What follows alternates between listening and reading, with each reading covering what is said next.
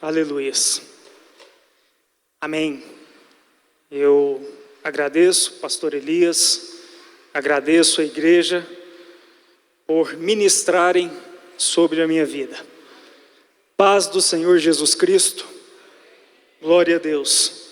Que bom que nós estamos aqui para juntos celebrarmos ao nosso Senhor e Salvador Jesus Cristo. Somente Ele, e tão somente Ele, é digno de todo o nosso louvor, de toda a nossa adoração. Aleluias. Que bom que nós estamos aqui para juntos termos o encontro com a palavra de Deus. Aleluias. Palavra essa que nos traz clareza, que nos traz lucidez, que nos alimenta, que nos confronta, portanto, ela nos corrige, ela nos amadurece. Louvado seja Deus. Aproveitando que você está de pé, eu agradeço pela sua reverência, pelo seu posicionamento perante a palavra de Deus, e peço que você abra no Evangelho de Jesus Cristo, escrito segundo João. João, capítulo 8, nós vamos ler os versículos 31 e 32.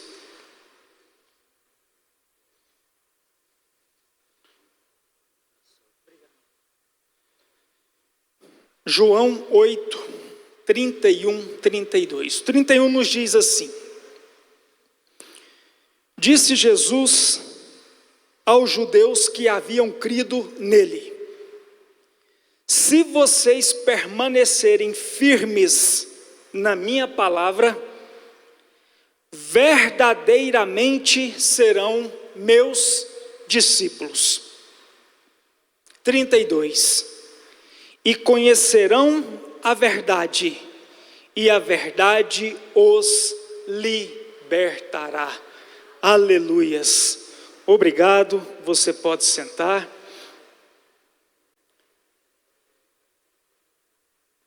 Eu vou ler, nós vamos procurar, com o auxílio do Espírito Santo de Deus, estudar na tradução NVI. E o Espírito Santo de Deus, ele colocou um tema para essa mensagem no meu coração. Ou seja, é uma mensagem temática. E nós vamos, no nome do Senhor Jesus Cristo, procurarmos estudar a sua palavra em cima desse tema. E eu quero pedir ao pessoal da mídia, por favor, que pode projetar aqui esse primeiro slide com o tema que o Senhor colocou no meu coração. Verdades que não podemos esquecer. Antes de mais nada, pode voltar para aquele e ficar nele ali a priori, por favor.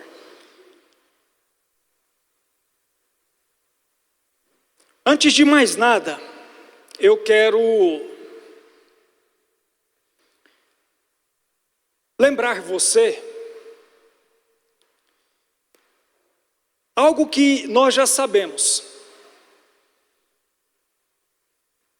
Independentemente do tempo de caminhada com Cristo que nós temos, existe uma verdade que eu jamais posso esquecer. Que ainda nesses dias ao qual nós vivemos, que ainda nesse tempo ao qual nós vivemos, o Senhor Jesus Cristo, Ele continua salvando, Ele continua libertando. Nesse tempo a qual nós vivemos, o Senhor Jesus Cristo, Ele ainda continua curando o corpo físico, ainda que a medicina diz que não tem mais jeito. O Senhor Jesus Cristo, Ele continua curando. O Senhor Jesus Cristo, Ele continua curando a mente. O Senhor Jesus Cristo continua curando o coração. O Senhor Jesus Cristo continua curando aquela alma que está ferida, aquela alma que está machucada. O Senhor Jesus Cristo, nesse tempo a qual nós estamos vivendo Ele continua suprindo, Ele continua provendo, Ele continua transformando comportamentos, Ele continua transformando o caráter humano. Louvado seja Deus. Ainda que você esteja passando, que eu esteja passando por um deserto, que é a personificação de desafios, de conflitos, de escassez, de dificuldade, eu quero te dizer, ainda nesse deserto, o Espírito Santo de Deus continua provendo kits de sobrevivência. Para quando isso terminar, para quando esse processo terminar, nós estejamos prontos, nós estejamos preparados para receber aquilo que Ele tem para nos entregar. Louvado seja Deus. Por que, Tiago, que você está me relembrando? Se eu estou relembrando, obviamente é porque você já sabe. É porque muitas vezes nós entramos em um modo de nostalgia, com saudosismo, e nós começamos a olhar lá para trás e a dizermos: lá atrás o Senhor fazia, lá atrás o Senhor operava milagres. É por isso que eu estou te lembrando desta verdade. Nós não podemos esquecer, ainda hoje, o Senhor Jesus, o nosso Salvador, Ele continua operando milagres. Louvado seja Deus. É uma verdade importante, uma verdade espiritual que nós não podemos jamais esquecer dela. Uma outra verdade que nós não podemos esquecer é que tudo tem o tempo determinado. Existe um tempo determinado para cada propósito debaixo do céu. Talvez você pode dizer assim para mim: Tiago, eu estou orando, oro em casa, eu tenho apresentado ao Senhor a minha necessidade, eu tenho pedido a Ele uma bênção. Inclusive eu estou inserido neste projeto de 1000 horas contínuas de oração, ao qual a nossa igreja está nos proporcionando, a qual está realizando. E pode ser que você, no momento em que pediu para o Senhor uma bênção, Ele foi e te enviou, Ele foi e te entregou. Talvez você já tenha um testemunho sobre isso. Mas pode ser que você diga assim: tem anos, 5, 10, 15, 20, 30, que eu oro por uma bênção, de uma maneira muito específica, e até hoje o Senhor não me entregou essa bênção. Será que Ele não me ouve? Será que Ele não me vê? Será que Ele não está preocupado comigo? Não. Nós vamos ver no decorrer da mensagem que muito pelo contrário, Ele se importa conosco, Ele nos vê, Ele nos ouve, Ele se preocupa conosco. A questão é: existe um tempo determinado para cada propósito debaixo dos céus. E o que que eu, e o que que você, o que que nós como igreja precisamos ter? Primeiramente, paciência. Precisamos aprender a esperar o momento do Senhor para a nossa vida. Eu sei que isso não é o forte de muitas pessoas, Mas nós temos o Espírito Santo de Deus para nos auxiliar naquilo que é as nossas dificuldades, naquilo que é a minha, que é a sua. Se é falta de paciência, vamos pedir a Deus para que Ele possa nos conceder paciência. Nós possamos orar ao Senhor e ter paciência para esperar Ele entregar. Quando nós olhamos para o livro de Eclesiastes, escrito por Salomão, quando nós vamos para o capítulo 3, dos versículos 1 ao 8, o texto ele vai citar pares opostos. Nós vamos deparar com o texto nos ensinando, nos mostrando pares opostos. O que significa isso, Tiago? Pares opostos. Ele vai dizer: tempo de nascer e tempo de morrer. Tempo de plantar e tempo de arrancar aquilo que se plantou. Tempo de chorar e tempo de sorrir. Igreja, nós precisamos compreender. Quando nós, nessa composição humana, nesse corpo humano aqui que nós estamos, vai chegar um tempo, é um processo natural em que nós vamos morrer. Nós nascemos e nós vamos morrer, isso é um processo natural. Essa estrutura física. Vai chegar um momento, devido às circunstâncias, devido ao momento que eu estou passando, que eu vou chorar. Mas eu preciso compreender que eu não vou chorar a minha vida toda. Vai existir momentos, vai existir circunstâncias, situações que elas vão me fazer sorrir. Existe um momento determinado para cada propósito.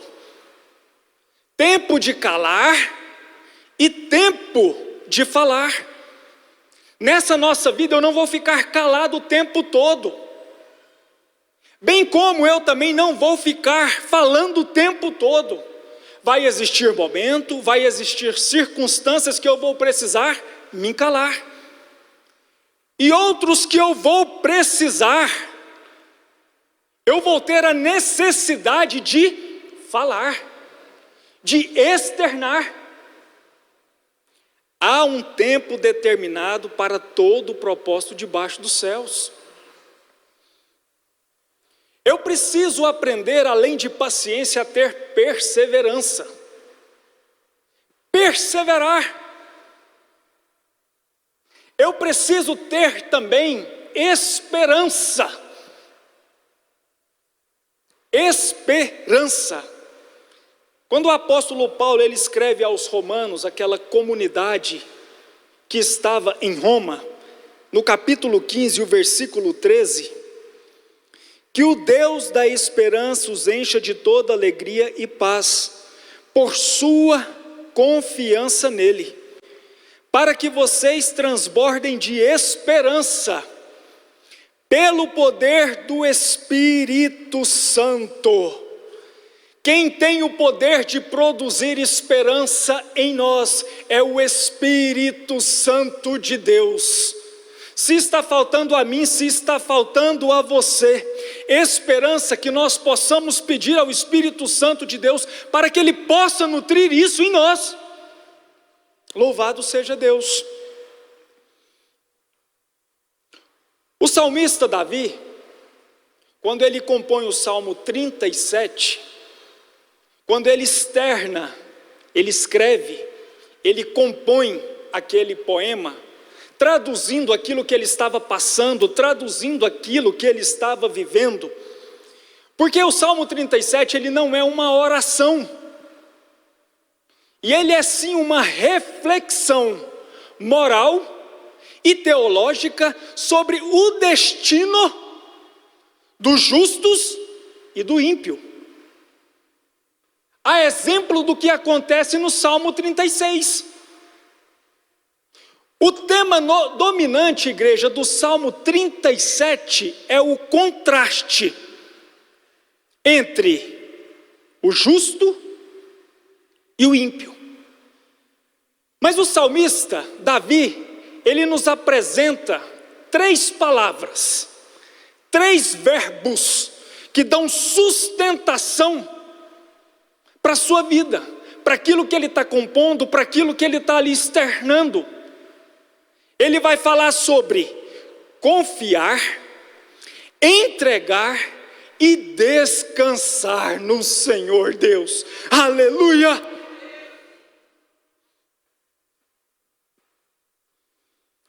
Muitos confiam e entregam, mas esquecem de descansar. Ficam aflitos, agoniados. Outros já entregam e descansam, mas não confiam. E aqui Davi ele nos apresenta um tripé, uma base de sustentação. Eu preciso confiar, eu preciso entregar e eu preciso descansar. Louvado seja Deus. A palavra de Deus, ela nos traz alguns exemplos sobre essa questão, sobre esperar por esse tempo, sobre confiar. Por exemplo, a promessa que o Senhor Deus faz a Abraão e ele faz a Sara. Quando nós vamos para o livro de Gênesis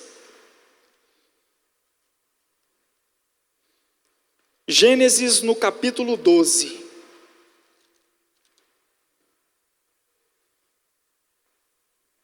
Os versículos 1 e 2. Olha o que o Senhor disse a Abraão. Então o Senhor disse a Abraão: saia da sua terra, do meio dos seus parentes e da casa de seu pai, e vá para a terra que eu lhe mostrarei. Farei de você um grande povo, e o abençoarei. Tornarei famoso o seu nome, e você será uma bênção. Aleluia. O Senhor Deus havia feito uma promessa a Abraão. No entanto, a sua esposa, e todos nós conhecemos, isso pode deixar nesse aqui que estava, não está dando certo não? Pode deixar nesse aqui que estava.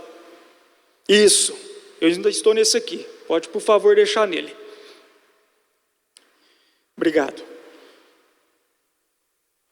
O Senhor Deus, ele fez uma promessa a Abraão. No entanto, a sua esposa, Sara, ela era estéril. Sara não podia gerar. Sara não podia ter filhos. E isso na tradição judaica é visto como uma pessoa amaldiçoada, seca. Porque um judeu, ele pode ser extremamente pobre, economicamente, financeiramente falando, mas ele preza muito, ele valoriza muito a sua descendência. Ele quer descendentes, ele quer a perpetuação do seu nome, a perpetuação do seu legado. Então não ter filhos é desastroso. O Senhor Deus fez a promessa, eram velhos. O sistema reprodutor da sua esposa já não funcionava mais.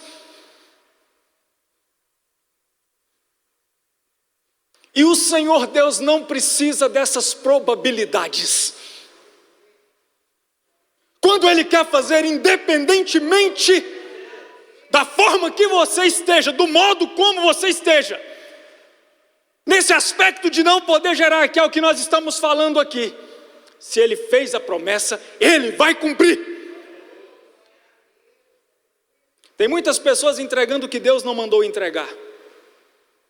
Tem muitas pessoas dando recados que Deus não mandou dar. E isso tem gerado na pessoa que precisa do milagre frustração.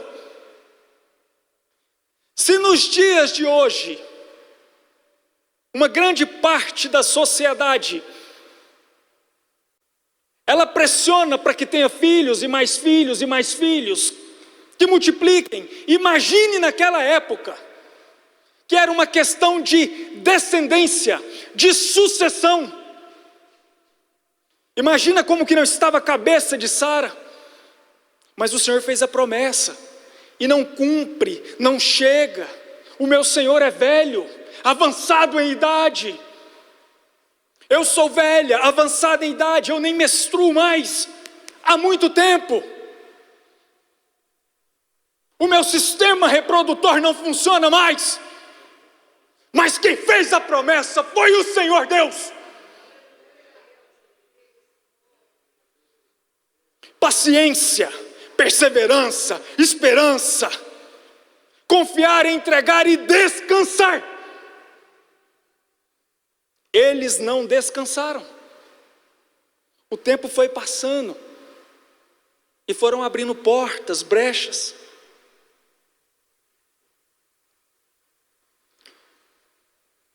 Até chegar um momento onde a senhora Sara chega para o seu esposo e diz para ele: deita com a minha serva egípcia Agar, e através dela eu vou te dar uma família, eu vou te dar uma descendência. Espera aí, o nosso Deus não é o Deus da poligamia, de o casamento de um homem com várias mulheres, não. Muitas situações o Senhor Deus tolerou, não significa que Ele concordou. Isso aqui é um caso desse. Ele não concordou,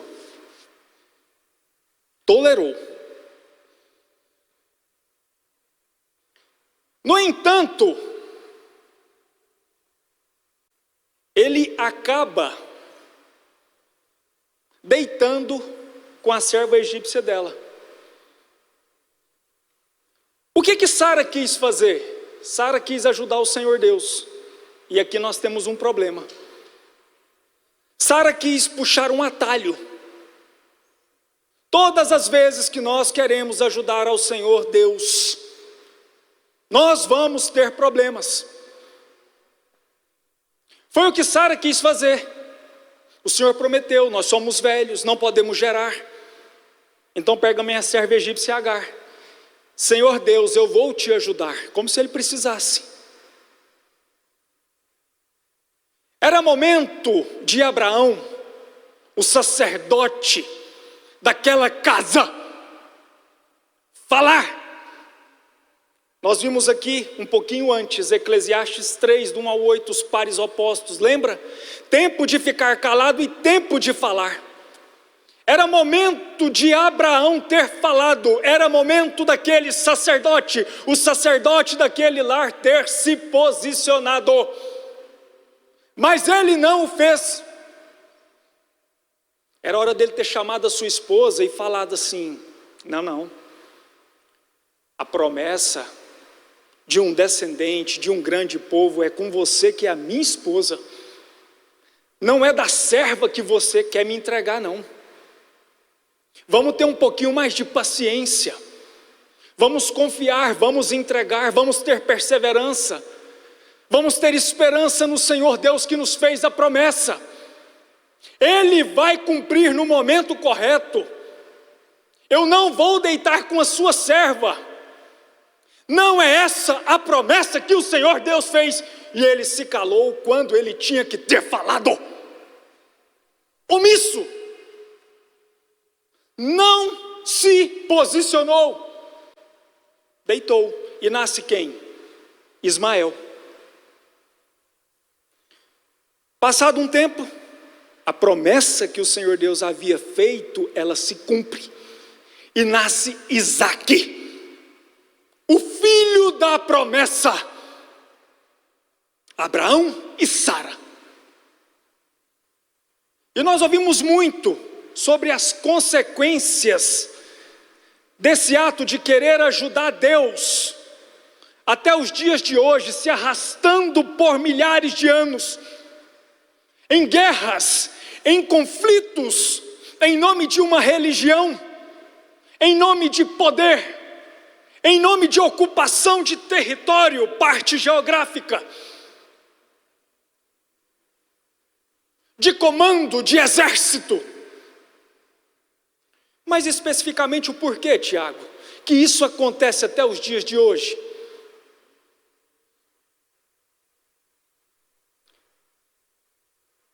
A Palestina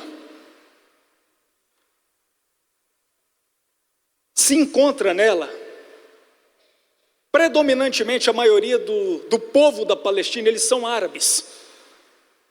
É bem verdade que com o passar do tempo, eles casaram-se com outras pessoas, até para construção de alianças, questões políticas, e foi misturando, mas a comunidade predominante da Palestina são de árabes. E esse pessoal é descendente de quem? Eles são descendentes de Ismael. Ismaelitas. Aonde fica, geograficamente falando, a Palestina? Ela fica na faixa de Gaza e na Cisjordânia. Aonde antigamente era Canaã, a terra de Canaã, prometida pelo Senhor Deus ao seu povo, terra que manava leite, que manava mel, terra fértil, terra produtiva. A Palestina está localizada ali, aonde antigamente era Canaã. O que os descendentes de Ismael, eles requerem? Não, mas peraí, por que Jerusalém é capital de Israel? Os descendentes de Isaac, sendo que o primogênito de Abraão é Ismael. Então eles vão fazer o que? Eles pegam das escrituras essa parte da promessa e tiram. Não, o primogênito de Abraão é Ismael. Jerusalém tinha que ser a capital da Palestina, tinha que ser território nosso. Já vem os israelitas, os judeus, propriamente dito, descendente de Isaac, e diz: não, senhor. O filho da promessa feita pelo Senhor Deus, Abraão com sua esposa Sara, se chama Isaque. Jerusalém tem sim que ser a capital de Israel. É um projeto político, um projeto econômico, um projeto de força, de poder. Tanto é que Israel é um estado reconhecido pela Organização das Nações Unidas, enquanto a Palestina não. O que interfere nisso aí, Tiago? O estado que é reconhecido pela ONU como é Israel, ele participa de tratados, ele participa de alianças, ele participa de convenções, ele tem uma parte econômica mais estruturada, ele é legalizado, ele é organizado. Isso a Palestina já não tem. Embora a Palestina é reconhecida por algumas nações, por alguns países como um Estado, pela ONU ela não é reconhecida. Isso acaba sendo desfavorável para eles. Não participam de tratados, emendas para a economia, para recursos, eles não têm. Então essa briga, aí começa, as guerras, as discussões, os desentendimentos, projetos políticos, projetos religiosos, projetos de poder, projetos econômicos. Você consegue entender o porquê dessa disputa e dessa briga até os dias de hoje? Tudo porque quiseram pegar um atalho, quiseram ajudar o Senhor Deus a fazer o que era Ele que tinha que fazer. Um outro exemplo que nós precisamos observar e aprender de paciência Quando o Senhor Deus ele rejeita Saul, Saul se ensoberbeceu, o rei Saul, o rei de Israel. Saul ficou grandão, ungido do Senhor, o rei de Israel, como se Satanás se importasse com o título, rei, ungido do Senhor.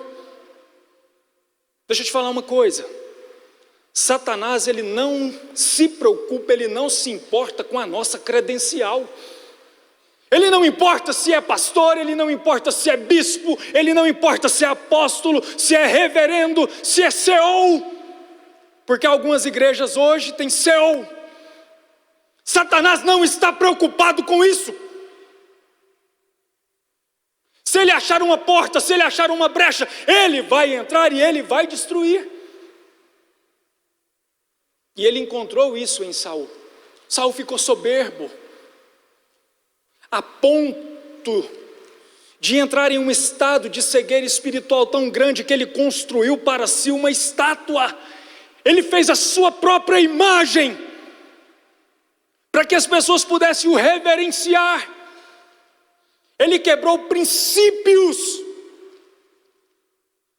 ele desobedeceu o Senhor Deus. E o que o Senhor Deus fez?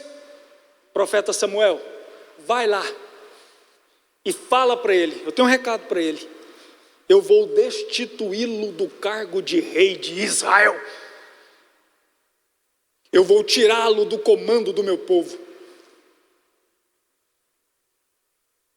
Samuel entregou o recado. Além de tudo, aconteceu algo que foi o pior. O Senhor Deus retirou o seu espírito dele. E apoderou-se dele um espírito maligno, que trouxe tormenta, que trouxe perturbação. Então o Senhor Deus orienta o profeta Samuel: vai até a casa de Jessé, da tribo de Judá. Eu vou te mostrar o filho dele que você vai ungí-lo rei. Samuel, obediente, vai até a casa de Jessé e ele unge Davi.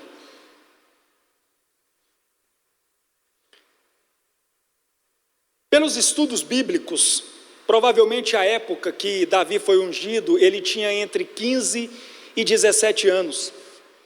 No texto original, quando ele está dedilhando a sua harpa ali para Saul, Saul fala palavras que traz esse entendimento, que ele tinha entre 15 e 17 anos de idade, que ele estava saindo da fase da adolescência para entrar na fase da juventude.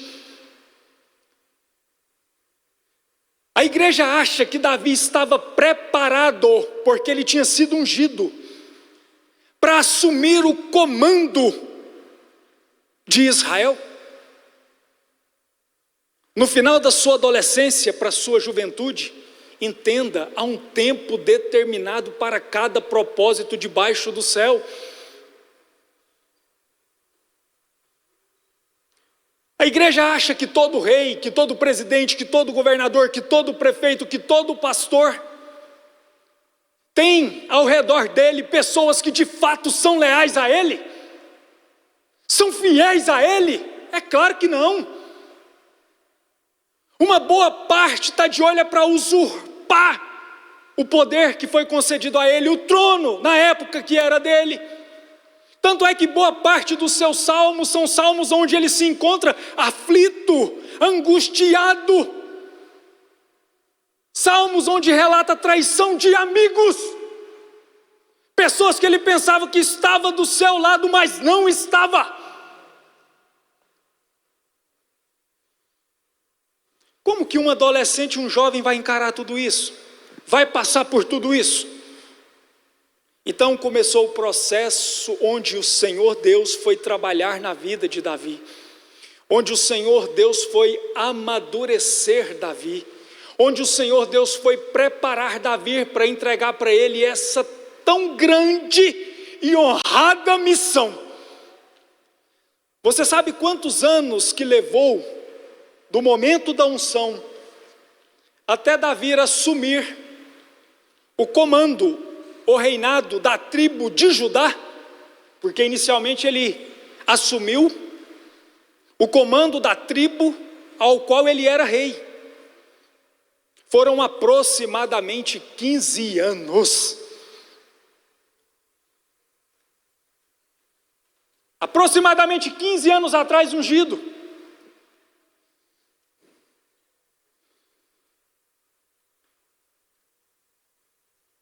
E levou esse tempo para ser preparado, para ser amadurecido.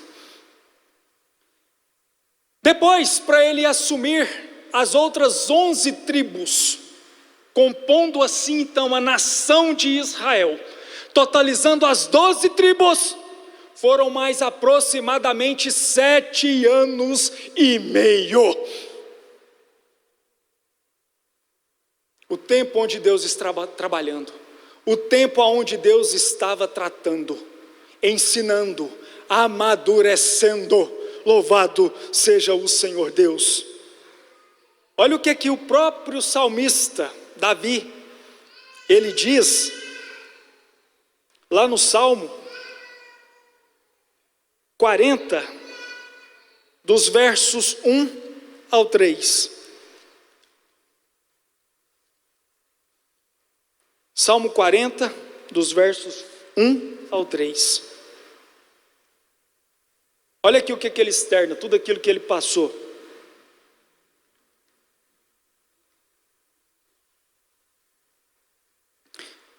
Coloquei toda a minha esperança no Senhor, toda. Ele se inclinou para mim e ouviu o meu grito de socorro. Ele me tirou de um poço de destruição, de um atoleiro de lama. Pôs os meus pés sobre uma rocha e firmou-me num local seguro. Pôs um novo cântico na minha boca, um hino de louvor ao nosso Deus. Muitos verão isso e temerão, porque verão o que o Senhor Deus vai fazer. E eles vão confiar através desse testemunho no Senhor Deus. Aleluia! Paciência, espera. O Senhor Jesus Cristo, o Deus encarnado, foram 30 anos de preparo. O Deus encarnado, Deus Filho, 30 anos de preparo, sendo trabalhado, sendo amadurecido, para o que o Senhor tinha para fazer através da vida dele, para a missão a qual foi colocada na mão dele, para exercer o ministério por 3 anos, 30 anos de preparo. Frequentemente ele falava: não é chegada a minha hora, não é chegado o meu tempo. Evangelho segundo João, capítulo 7, o versículo 6, ele diz assim: então Jesus lhes disse: o meu tempo ainda não chegou, mas para vocês qualquer tempo é apropriado. Mostrando que até o sacrifício e os milagres seguiam uma agenda divina precisa. Quem que é o nosso exemplo, igreja? Quem que é o meu exemplo? Quem que é o seu exemplo? Para quem que eu estou olhando? Aleluia! Como imitadores de Cristo, devemos ser persistentes, fortalecidos pela fé. Que Jesus seja nossa referência sempre, encorajando-nos a prosseguir com firmeza. Aleluia! Existe um tempo. Adão era para ter se posicionado, momento de falar, ele ficou calado. Quando aquele fruto salta aos olhos da sua companheira, e ela quer comer, ele como sacerdote deveria ter se posicionado. Falei de Abraão, chamado ela para uma reflexão. Olha aqui, há um princípio estabelecido. Nós podemos comer de todos os frutos dessas árvores que tem no jardim, mas dessa daqui nós não podemos. É uma determinação do nosso Deus, nós não vamos fazer isso. Mas ele se cala, ele consente e ele come. Mas é muito bom em transferir responsabilidade,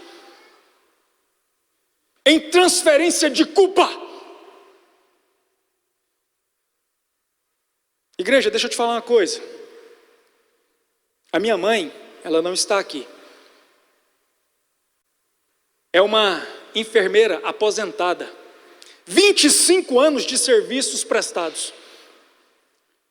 A maioria desses 25 anos em uma unidade de terapia intensiva. UTI. Pessoas com traumas, pessoas em estado gravíssimo. Pessoas dando parada cardíaca, cardiorrespiratória. E a maior parte desse tempo, num período noturno, ela entrava às 19 e saía às 7 da manhã. Em muitos plantões, minha mãe não tinha condição de fechar os olhos, de ter um tempo de refrigério, de ter um tempo de descanso, bem como as suas colegas. Mas com todo o cansaço, sabe o que a minha mãe fazia? Sabe o que vem na minha mente? Minha mãe fazendo conosco lá, até então, no nosso lar, o culto familiar, o culto doméstico. Eu me lembro, e me lembro de forma muito clara, muito nítida, minha mãe ela cochilava, os olhos lá no fundo, ela cochilava, orando, e nós olhávamos para ela, ela estava cochilando, nós tocávamos nela para que ela despertasse, de tão cansada que a minha mãe estava, mas ela não deixava de fazer o culto doméstico conosco. Você não comenta do seu pai? Vou falar. Meu pai é afastado dos caminhos do Senhor. Meu pai nunca priorizou a família.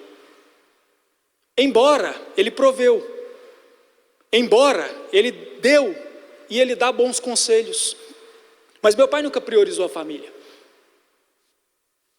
Então, a minha mãe é que se preocupava com isso. Fato. Minha mãe ia para o plantão no sábado.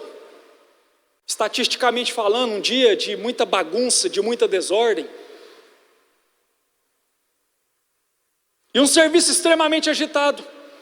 Ela chegava no domingo, 7 horas da manhã.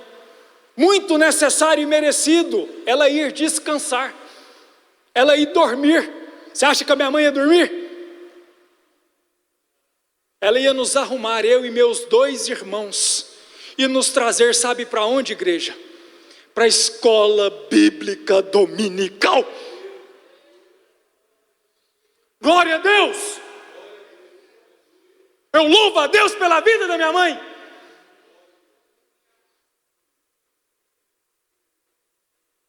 Cansada, o olho fundo, nos arrumava e nos trazia para a escola bíblica dominical. Eu amo a escola bíblica dominical, eu não tenho condições de estar em todas, em função de escala de trabalho, mas na que eu possa, minha esposa é a testemunha, nós nos organizamos para estar. A minha mãe nos arrumava para trazer, naquela época, o culto intitulado de doutrina, o encontro hoje com a palavra. A minha mãe nos ensinou, a mim e aos meus irmãos, a amar Jesus Cristo, a amar a palavra de Deus, a compreendermos que o fato de estar aqui hoje não precisa de nenhuma mudança de nomenclatura para o culto, não precisa de pessoas diferentes, a palavra de Deus é suficiente, Jesus Cristo é suficiente. Não é eventos, não são emoções. Ensinou a ter razão.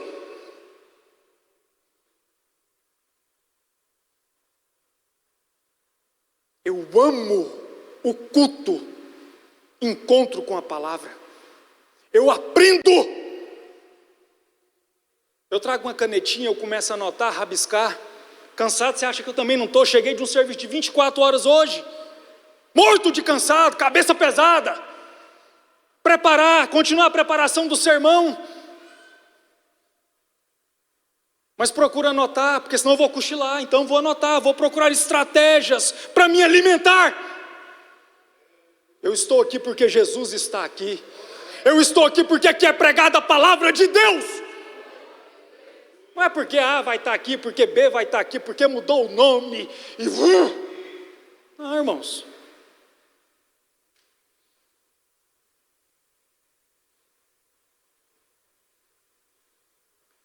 A minha mãe ensinou nós três, apontou o caminho, nos ensinou a amar Jesus, nos ensinou a amar a palavra. Agora, o que nós vamos fazer com isso? O que eu vou fazer com isso? O que os meus irmãos vão fazer com isso? Isso é problema meu e é deles. Eu não posso transferir para ela, eu não posso transferir do meu pai. Mas o seu pai não é muito presente, o seu pai está afastado, então eu também vou me afastar, porque meu pai a culpa é dele. Não, se eu me afastar, a culpa é minha. Temos que parar com essa transferência de responsabilidade, transferência de culpa.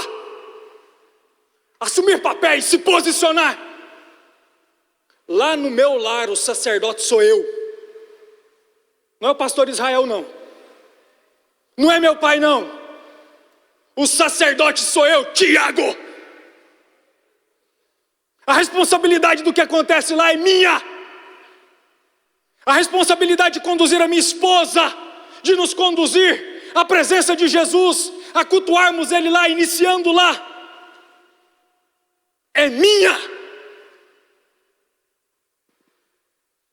Eu posso, se eu estiver com alguma dificuldade, se eu não conseguir desenvolver algo, chegar e conversar com os nossos pastores, ok, mas o sacerdote lá em casa sou eu. Eu que tenho que observar a hora que precisa falar, não é o pastor, ele não está lá o tempo todo, ora. Que horas que eu tenho que falar? Que horas que eu tenho que ficar calado? Espera aí, uai. Aí a frustração do meu casamento, de repente não ter dado certo, a culpa é do meu pai, negativa, a culpa é minha, irmão. Não é porque meu pai faz isso que eu tenho que olhar para ele e fazer também, não. Ora, eu tenho a palavra de Deus, eu fui ensinado, eu tenho o Espírito Santo de Deus, você tem o Espírito Santo de Deus, que nos guia, que nos conduz, que nos direciona, que nos orienta, que nos ajuda a nos posicionar. Se existe o transtorno é porque foi meu pai, foi minha mãe que não me deu atenção, então tem transtorno. Irmãos, a responsabilidade é minha. Minha mãe falava para mim, ama sua esposa, cuida dela, protege ela, respeita ela. Certamente alguns pontos que ela não teve, que ela não tem, me ensinando, me instruindo. Eu vou querer olhar e fazer igual meu pai fez? Não, irmãos. Se eu fizer, a responsabilidade é minha. Não é do meu pai, não é da minha mãe. A minha mãe me ensinou. A minha mãe vai ser cobrada se ela não ensinar, mas ela ensinou. O pai que não ensina vai ser cobrado. O sacerdote que não exerce o sacerdócio será cobrado, mas se você ensina, você está livre dessa responsabilidade. Deus não vai cobrar porque você ensinou. Agora o que o seu filho vai fazer é com ele. Nós não podemos fazer para as pessoas ou pelas pessoas permanentemente o que são elas que têm que fazer. Ensina, aponta e deixa caminhar. É um entendimento importante que nós temos que ter. Assumir responsabilidades, não ficar transferindo. A culpa é sempre do outro. A culpa é sempre do político. A culpa é do pastor, a culpa é de Deus, a culpa é do diabo, a culpa é do meu cônjuge, a culpa é do meu amigo, mas nunca é minha. Nunca é minha. Uma outra verdade que nós não podemos esquecer, e rapidão aqui eu encerro. Uma escolha errada pode trazer consequências irreparáveis. Agora nós já vamos para o próximo slide. Isso, obrigado. Uma escolha errada pode trazer consequências irreparáveis. Pode ficar nisso aí por enquanto.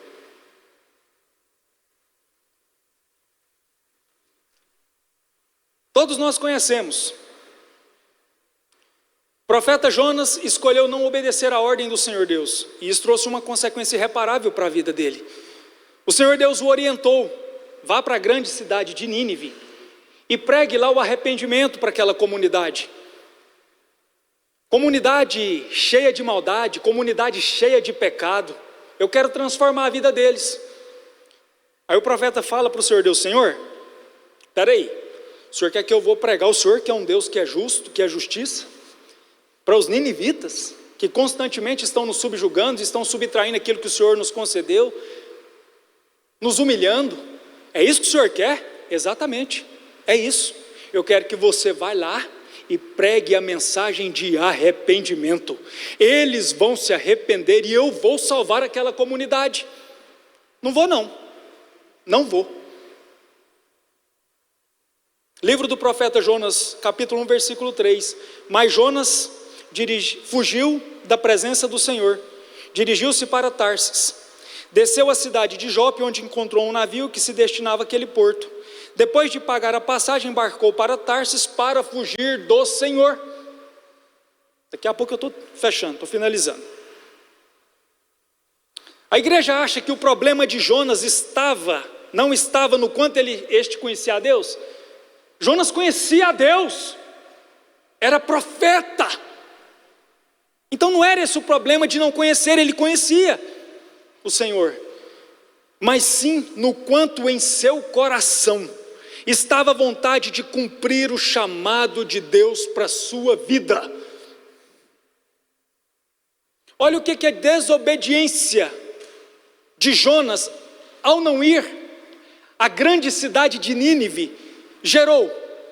Olha a gravidade: fuga frustrada, tempestade violenta que quase destruiu um navio, a perda de dinheiro ao pagar sua passagem, a vergonha pública, o risco de morte, o exílio no ventre de um grande peixe e, por fim, a frustração pessoal ao ver o perdão de Deus sobre os seus inimigos. Olha as consequências: coração fechado, coração duro. Um outro exemplo de uma escolha errada e as suas consequências, e que elas podem ser irreparáveis. Judas escolheu trocar Jesus por algumas moedas e acabou por suicidar-se, se autoexterminou. Mateus 27, os versículos 3 ao 5. Quando Judas, que o havia traído, viu que Jesus fora condenado, foi tomado de remorso e devolveu aos chefes dos sacerdotes e aos líderes religiosos as 30 moedas de prata. E disse: pequei, pois traí sangue inocente.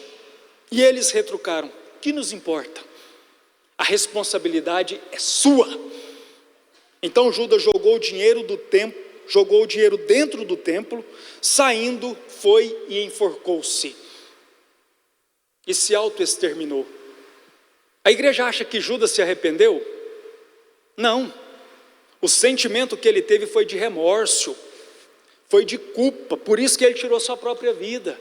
Se ele tivesse arrependido, a exemplo de Pedro, ele teria voltado para Jesus, pedido perdão e sido reconciliado para o propósito ao qual ele foi chamado. Ele teve um sentimento que é extremamente perigoso, que é extremamente complicado: culpa, remorso. Ele não se arrependeu. Uma escolha errada pode comprometer todo o projeto de Deus para a nossa vida, e compromete o cumprimento das promessas de Deus em nossas vidas. Provérbios 14, 12: há caminhos que parecem direito, mas o seu fim é morte. Provérbios 14, 12. Salmo 23, ele nos diz: guia-me. Deus quer ser o Senhor das nossas escolhas também, igreja. Deus quer ser o Senhor das nossas escolhas. Uma outra verdade que nós não podemos esquecer, e aqui rapidamente: Muitas oportunidades, agora nós podemos ir para os próximos slides, muitas oportunidades são únicas na nossa vida. Únicas. Aos que não enxergam as oportunidades, está aí.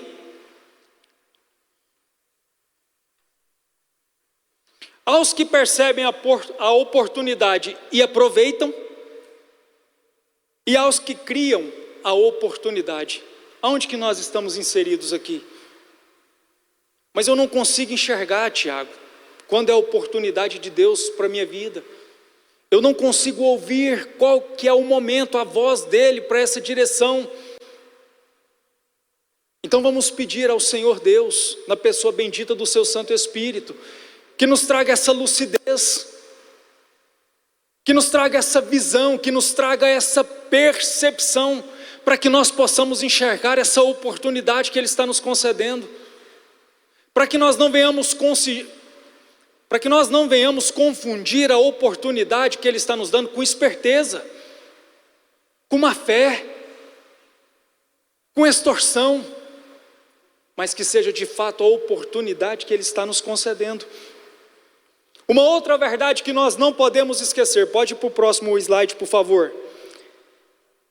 A lei da semeadura é infalível. Infalível. Semear, igreja, é opcional. Colher é obrigatório. E um exercíciozinho simples e rápido aqui. É impossível colher laranja quando se planta abacaxi. Gálatas capítulo 6, os versículos 7 e o 8. Olha o que ele nos diz. E eu já volto para o pastor. Terminando. Não se deixe enganar. De Deus não se zomba, pois o que o homem semear, isso também colherá. Quem semeia para a sua carne, da carne colherá destruição. Mas quem semeia para o Espírito, do Espírito colherá vida eterna. Aleluia! Palavras, igreja, são sementes. Provérbios 18, versículo 21, a parte A. Atitudes, igrejas, as minhas atitudes, o meu comportamento, o meu testemunho são sementes. Mateus capítulo 5, versículo 7. E eu termino. A última verdade que nós não podemos esquecer. Agora um pouquinho mais confortante, mais aconchegante. Deus não desiste de você. Aleluia! Deus não desiste de você. Entenda, você foi criado para o louvor e glória dEle.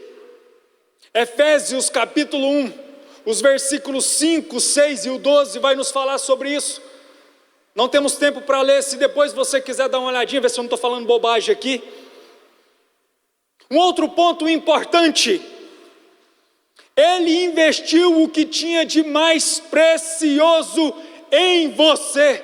João capítulo 3, o versículo 16, aleluia. Nós não merecemos, mas precisamos. Ele é o Deus de toda graça, favor que não merecemos, mas ainda assim Ele nos abençoa, Ele nos protege, Ele nos livra, Ele nos guarda, Ele nos provê, Ele sustenta, Ele abre portas. Louvado seja Deus. Efésios capítulo 1, versículo 7. E a Bíblia nos dá alguns exemplos. Apóstolo Pedro, de que Deus não desiste de nós. Mesmo após ele duvidar e afundar ao caminhar sobre as águas, e mais tarde tê-lo negado 3 vezes, Jesus o restaurou e o fez pescador de homens. Aleluia! Ele foi perdoado, restaurado e usado poderosamente por Ele, provando que o amor de Deus vence os nossos erros. Aquele que confessa, aquele que reconhece, aquele que se arrepende, aquele que deixa, ele alcança misericórdia. O próprio profeta Jonas, falamos dele ali, da escolha errada. Após fugir da missão dada por Deus, o Senhor lhe deu uma segunda chance. Ele é um Deus de uma segunda oportunidade, mostrando que os erros, quando não é algo premeditado, quando não é algo que eu procuro, que eu quero, não encerram o chamado de Deus na sua e na minha vida. E eu finalizo dizendo, a ovelha perdida, Lucas 15, dos versículos 1 ao 7. Jesus ensina que deixa as 99 para buscar a única ovelha que se perdeu, demonstrando persistência conosco, insistindo conosco e nos amando de forma individual. Louvado seja Deus! E eu termino citando novamente o Salmo 40, dos versículos 1 ao 3, para você que acha que Deus se esqueceu de você, que faz tanto tempo e que você não recebeu aquele pedido que você fez, aquele projeto que você apresentou a Ele. Coloque nessa noite toda a esperança no Senhor. Ele está com os ouvidos inclinados para você, Ele está ouvindo o seu grito de socorro, Ele está ouvindo o seu clamor. Ele vai nos tirar desse poço de destruição, desse atoleiro de lama. Ele vai pôr os nossos pés sobre uma rocha e nos firmar num local seguro. Jesus Cristo, aleluia! Ele vai colocar um novo cântico na nossa boca. Muitos vão ver isso, vão temer e vão confiar no Senhor Deus, aleluia, louvado seja Deus.